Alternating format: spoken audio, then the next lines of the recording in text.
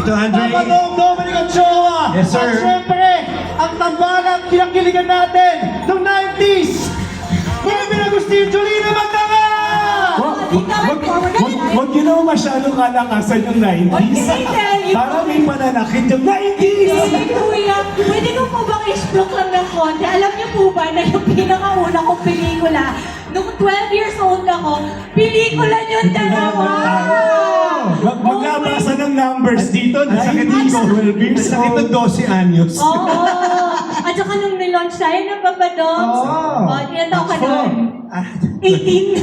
Wala na lang usapang edad. Kailangan. Hello everybody! Siyempre sisigit din ako doon. Nung time ko nung high school, di ba huwag makapag-aral, mapanood ko lang kayong dalawa.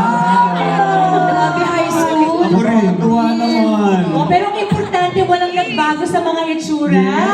Talaga namang even more beautiful and kalmang-kalma. Yung kitang-kita mong masasaya sa mga buhay. Ang gandang tingnan. Ito, I'm sure marami sa mga media friends natin would love to speak to you for. So, ito si Miss Patty.